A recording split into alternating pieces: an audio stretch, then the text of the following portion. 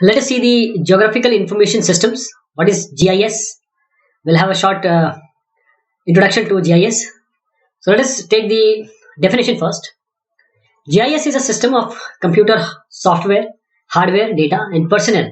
That means software, hardware, dataware, and humanware to help manipulate and analyze present information that is tied to a special location, that is specially referenced image we are talking about, or specially referenced data to be more precise. So spatial location means it is geographic location, that is usually a geographic location, but spatial means anything which is related to or having a location information. That can be your latitude, longitude, etc. The information, what do we mean when we say information? That is the analysis and visualization of data. So you can visualize the analysis of data. You can analyze the data, in various aspects.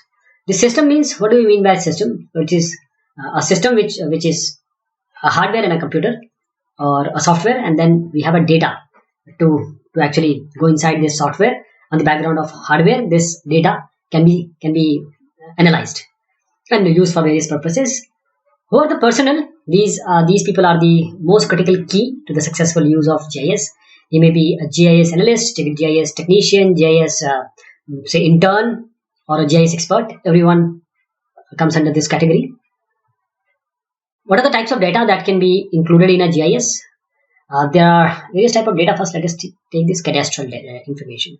Cadastral information means you might have seen your house in a map, or a land, say of land parcel of yourself, or you own a land and this is the parcel.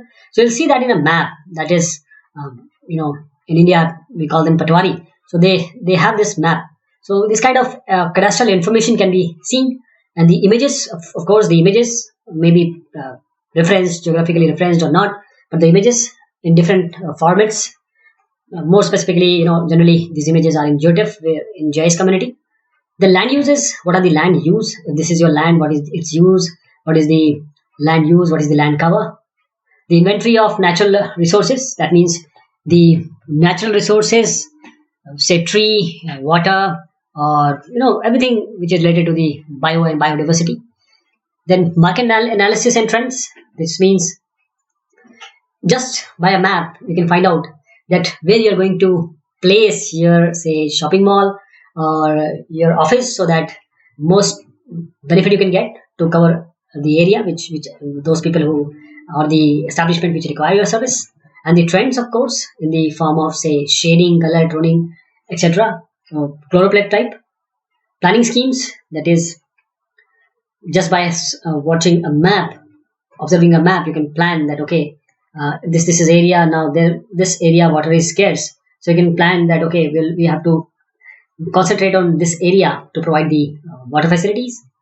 The risk analysis, what does it mean? Risk analysis means we know that this is a river and it is going to flood, and it floods at this time or that time, and these are the area which are say earthquake prone. So the analysis of risk can be done. The analytical models and simulation can be prepared in GIS to have a better view, better decision making. And to summarize that, if our information has any special component, then you can easily present it within a GIS. History of GIS. In 1960s, GIS was restricted to paper-based system maps, and then in 1970s, first digital mapping was done. In 1980s, computer-aided design and CAD packages came into being in existence, and they were widespread. Then the mid 1980s, first GIS workstation came up. Late 1980s, desktop mapping, integration of CAD with the databases, birth of PC-based systems. Then early 1990s, desktop GIS with full integration of data came into picture. In mid 1990s, GIS became more accessible with Windows-based desktop GIS. In late 1990s, GIS became functional over the internet also. In early 2000s, full integration of GIS with application, for example, vehicle navigation systems, actually, various places, vehicle management, vehicle tracking, and even in your mobile, you can just start the GPS and you can move around wherever you want. So how does GIS vary from graphics program? What is the difference between GIS and other graphic programs? See, computer-aided design, CAD, CAM, computer cartography, database management system, remote sensing. These are all important in the development of GIS. They all played some or the other role.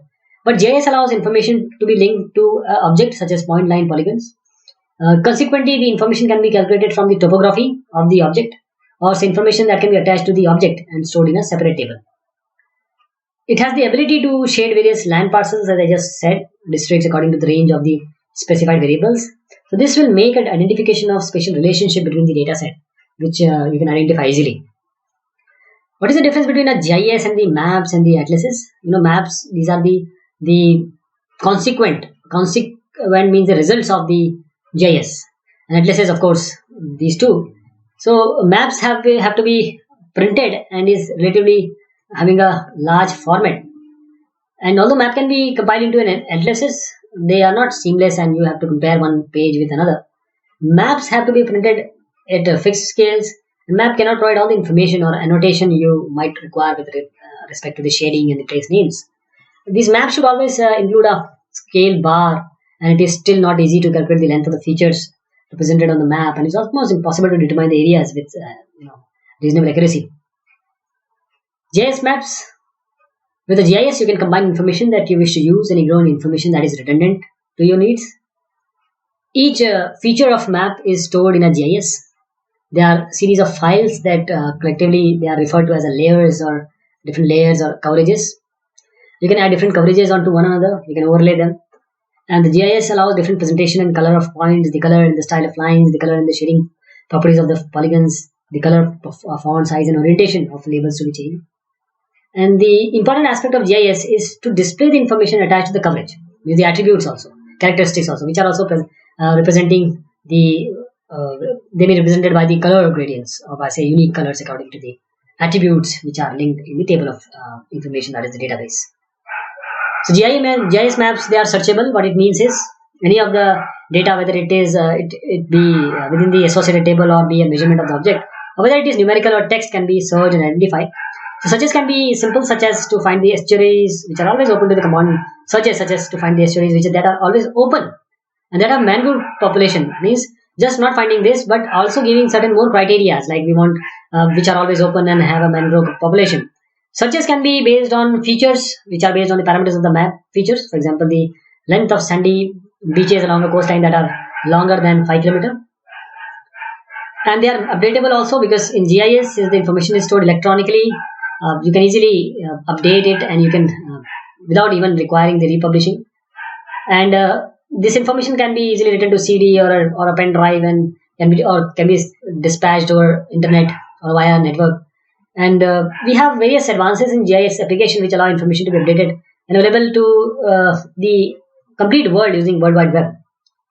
So the information can be maintained to its current form, its latest form, and it will optimize your decision making also. What computers or hardwares you are going to need to run a GIS? A typical GIS is fairly complex, and the database and the images are quite large, so they consequently take up considerable disk spaces. And we need to handle so much data, that is, it will require a fair amount of energy and the processing power also. And you need to have the backups also if you want. So this GIS is related into being able to view data or to minor alteration, and you can also have full customizing and programming.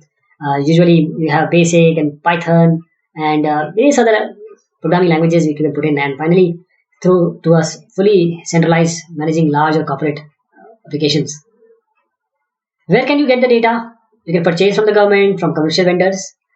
There are internet services. You can just download the files. You have OpenStreetMaps. You have USGS providing the free data of the most of the part of the world.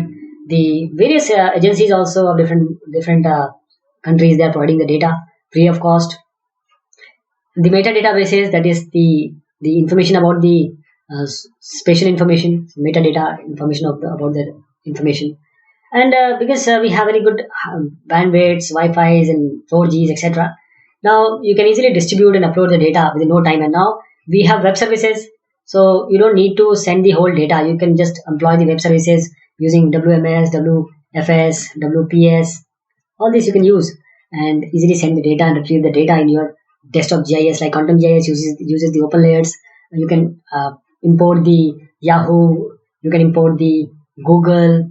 And there are so many layers which you can find out, and you can address them, analyze them. You can make data on them. So who produces digital maps? There are various, I'm just listing them. I'm not just going into the detail because this is this is all we need to talk about the whole globe.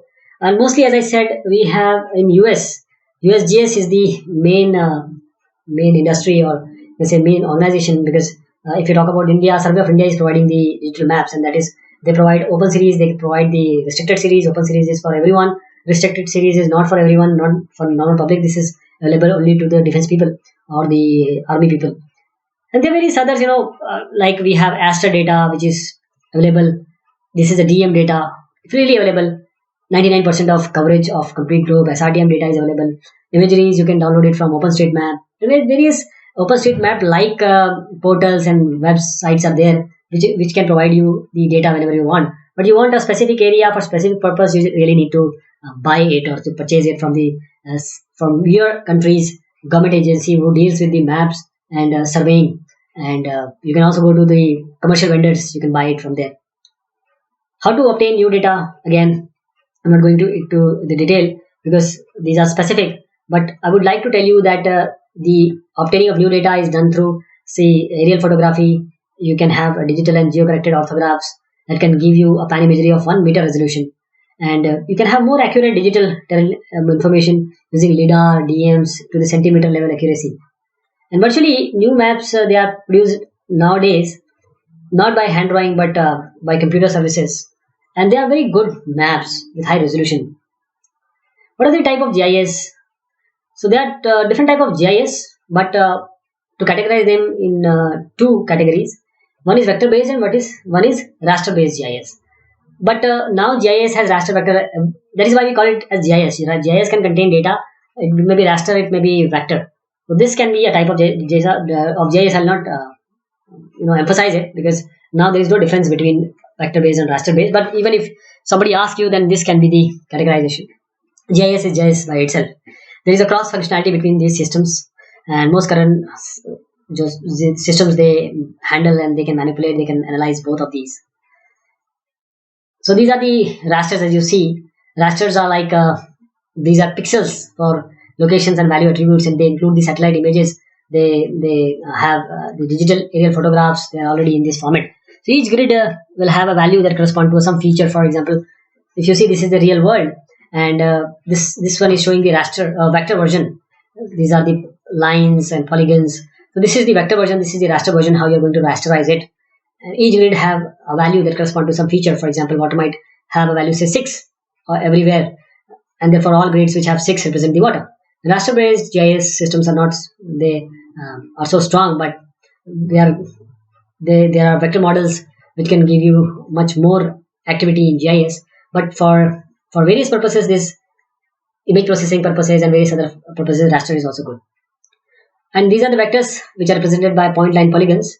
So vector GIS use point, as you can see here. This is a point, this is a line, this is a polygon. So since each feature are precisely defined by geographical coordinates, they are useful for accurate calculation and measurement, and they can be attached to a tabulated data for querying also. Vector-based GIS are used extensively for management, such as municipal offices, and that would require so many things. I'm not just talking about municipal offices. This is the basis of making maps, and there can be various maps like choropleth, the cadastral, thematic map. So there can be number of maps. You can find it out. Okay, find it out means I'm saying that you can just check GIS softwares like Quantum GIS, UVDig, UDIG, and GVSig. GAS is also there. You can just download it and try working it out. You'll find that GIS is much more stronger and comprehensible and understandable, that you can just make things so easy with this automation of GIS that has brought a new feature, a new paradigm in our life, and to the government and the authorities. Thank you so much.